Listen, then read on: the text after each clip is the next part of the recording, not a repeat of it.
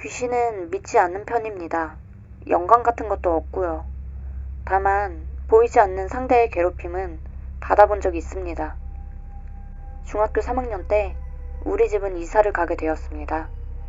80년대에 양산된 4층짜리 주공 저층 아파트 단지였는데 집은 튼튼하지만 오래된 동네다 보니 불빛 없는 새벽이 되면 정말 무서웠죠. 주변이 산으로 둘러싸여 가끔 산에서 안개가 내려오면 동네 전체가 을씨년스러운 분위기에 감돌곤 했습니다. 당시 저는 침대를 선물받아 부모님 대신 안방을 쓰게 되었습니다. 그런데 이상하게도 낮잠을 자건 밤에 잠을 자건 이상한 가위에 자꾸 눌리게 되었습니다. 온몸이 굳어서 뻣뻣한 시신 마냥 움직일 수가 없는데 귀에 남자, 여자 목소리가 들려옵니다. 죽어버려.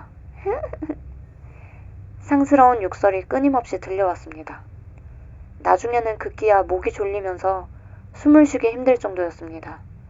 움직일 수는 없는데 숨은 막히고 귀에는 남녀의 목소리로 죽어버려. 꼴보기 좋네. 하고 욕설이 끊임없이 들려옵니다.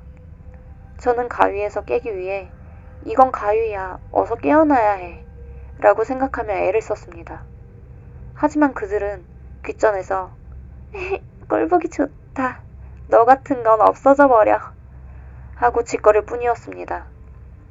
형체가 드러나진 않았지만 한 번에 여러 목소리들이 들려왔습니다.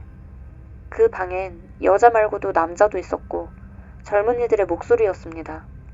10대 또래의 목소리라기엔 앙칼지고 굵은 느낌이었고요.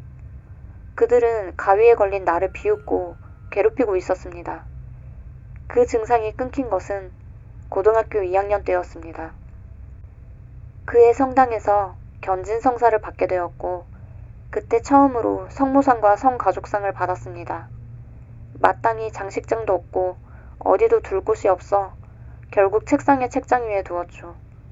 그렇게 올려두니 성모상과 성가족상이 제 침대를 바라보는 위치에 놓이게 되었습니다.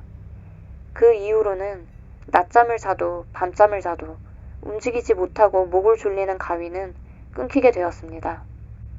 가끔 몸을 못 움직이는 가위가 걸리긴 해도 쉽게 풀려날 수 있더라고요. 1, 2분 정도 가위에 걸려도 갑자기 쑲 하고 혀를 차며 물러나더라고요. 당시 연이은 고입과 대입으로 지쳤던 내 심리의 무의식이었는지 아니면 오래된 집에 남은 무언가들이었는지 눈에 보이지 않아 답답했는데 지금 생각하니 눈에 그들이 보였다면 정말로 난 미쳐버렸을지도 모르겠습니다. 하지만 성상이 나타난 이후로 그런 현상이 줄어들더니 끝내는 사라진 것을 보면 신부님이 축성하며 수험생활로 지치고 힘든 미카엘을 위해 기도해주세요 라고 기도해주셨다는 이야기를 나중에 들었습니다. 간절했던 보호 요청의 힘이 나타난 것일까요? 지금도 신기합니다. 이제 그 아파트 단지는 재건축 후 으리으리한 초고층 아파트 동네가 되었습니다. 우리 가족은 그 후에도 몇 번이고 이사를 했지만 아직도 그때 그 성가족상과 성모상을 모시고 다닙니다. 물론 제 침대를 바라보게 두고 있고요. 저는 더 이상 괴롭힘을 받지 않습니다. 그리고 잠도 밤낮으로 잘 자고 있습니다.